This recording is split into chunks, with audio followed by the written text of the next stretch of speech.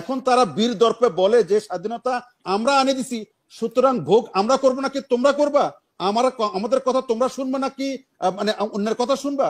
এই যে একটা আমাদেরকে বাধ্যবাধকতা, প্লাস আমাদের নেতা নেত্রীদের, আমাদের সরকারদের এই স্বামী স্ত্রীর সম্পর্ক, ভারত আমাদের রক্তের সম্পর্ক, এই যে বিভিন্ন ন্যারেটিভ দাঁড় করিয়ে এই দেশের মানুষকে বিভ্রান্ত করার একটা চেষ্টা দীর্ঘদিন থেকে চলছে।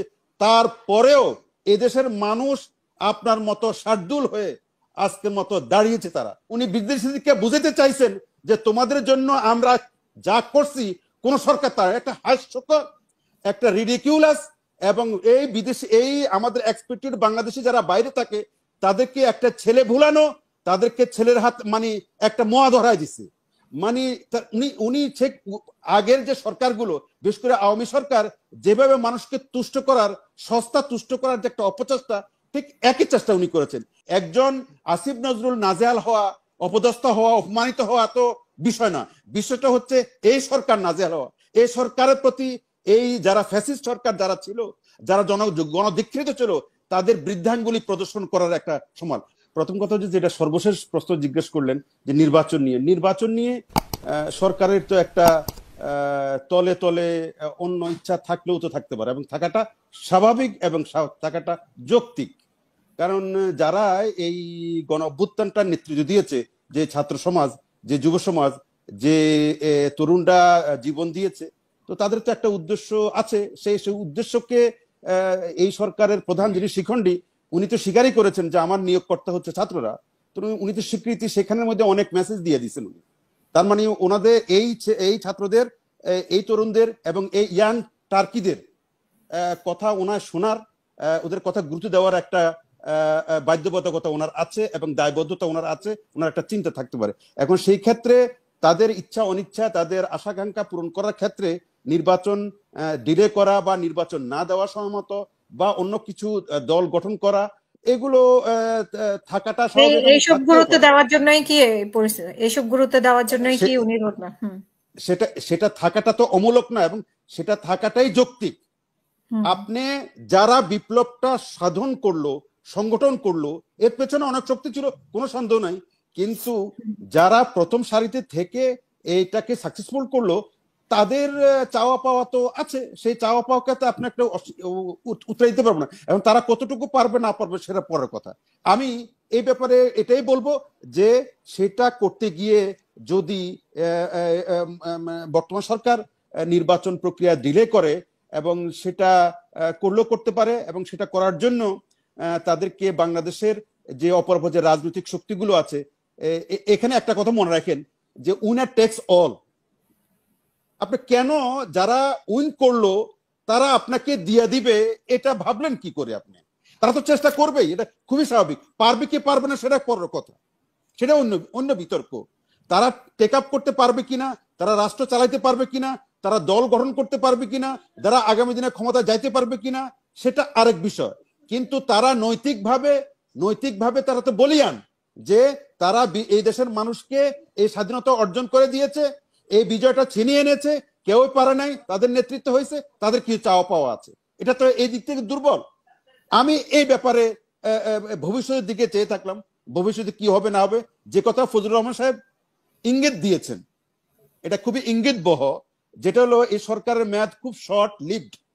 এটা আমাকে খুব ভাবিয়ে তুলছে, রীতিমতো ভাবিয়ে তোলে না, এটা একটা সিগনিফিকেন্ট বক্তব্য উনি তুলে ধরেছেন যে এই সরকার হয়তো বেশি দিন হয়তো নাই, তারা অন্য ফর্মে অনেক কিছু হইতে পারে।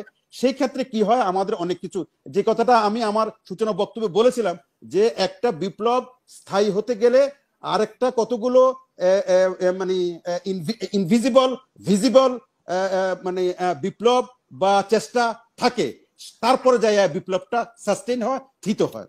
আমি এই বিষয়ে একটা আর কথা বলবো না। আমি আরেকটা কথা বলি, যেটা ভারতবর্ষ নিয়ে কথাটা আমাকে বলতে হবে, যেটা ফজলুর রহমান সাহেব বলছিলেন যে ভারত আমাদেরকে উইন ওভার করতে হবে।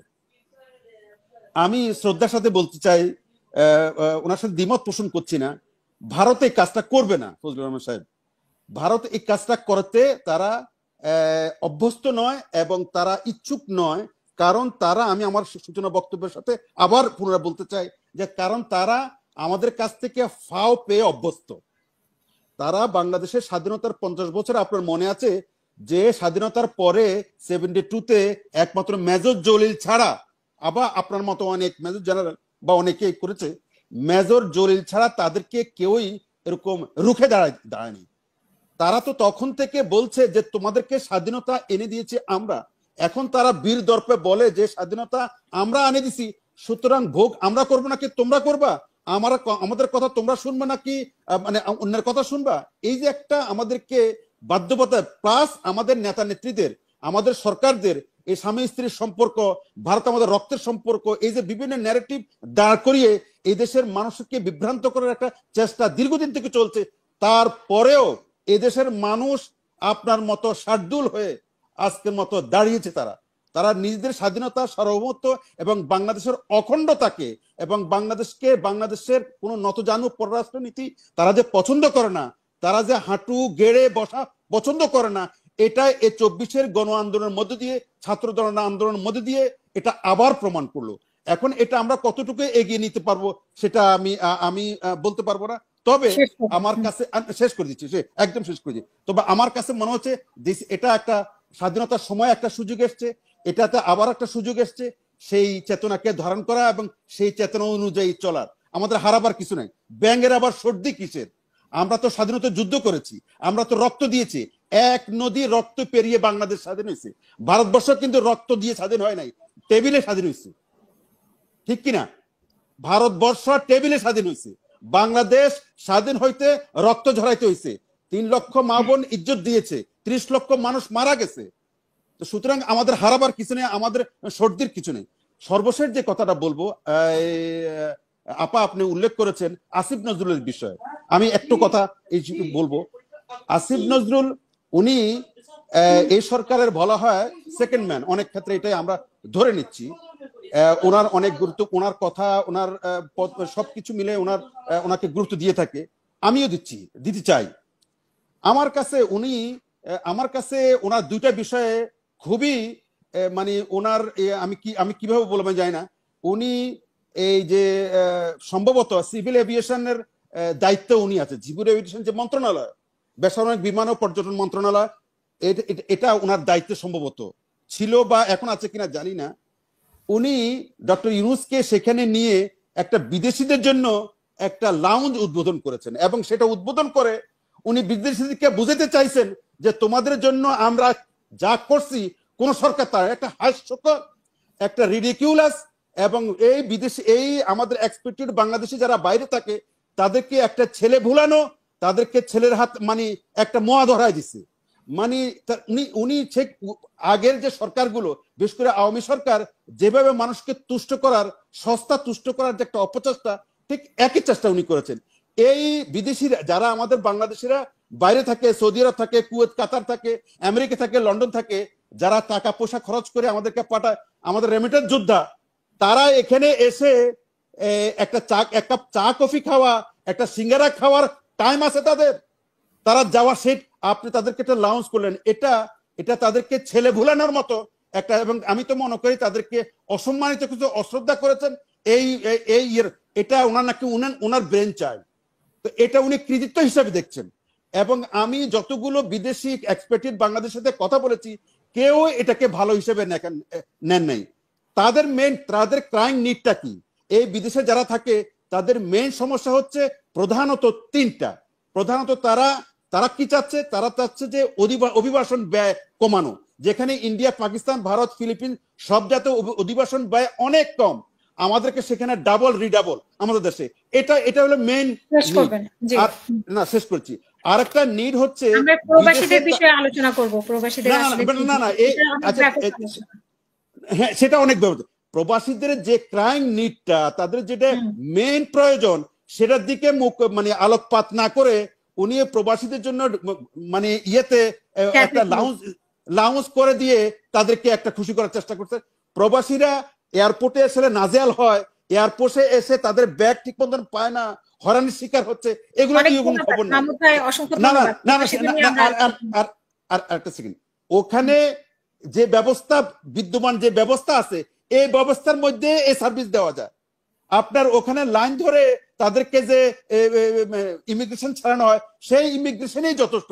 এটার জন্য আলাদা লাউঞ্জ তাদের জন্য একটা বিরাট কিছু মানে কেল্লা ফাতে করার মতো অবস্থা এটা নয় এটা।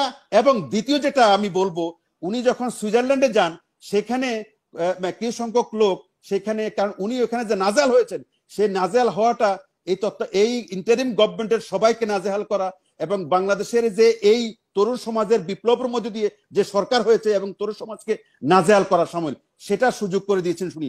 ওনার সেই সেগাসিটির অভাবের কারণে উনি উনি এবং সেটার পরে যে কি শাস্তি দিয়েছেন এটা আমরা এখন পর্যন্ত জানি না সেই এম্বাসির সেই কর্মকর্তাদের। কারণ একজন আসিফ নজরুল নাজেহাল হওয়া, অপদস্থ হওয়া, অপমানিত হওয়া তো বিষয় না, বিষয়টা হচ্ছে এই সরকার নাজেহাল হওয়া। এই সরকারের প্রতি এই যারা ফ্যাসিস্ট সরকার যারা ছিল, যারা গণধিকৃত ছিল, তাদের বৃদ্ধাঙ্গুলি প্রদর্শন করার একটা সময়। সুতরাং এত অল্প সময়ের মধ্যে এই জাতীয় এক ধরনের মানে আমরা বহিঃপ্রকাশ দেখব, এটা কখনো, এটার জন্য আমি তো মনে করি অনেক ক্ষেত্রে ওনাকে দায়ী করা যায় এবং উনি সেটার যদি সময়োচিত এটার পদক্ষেপ নিতেন তাহলে এই অবস্থা হতো না। ধন্যবাদ ধন্যবাদ। আপনাকে।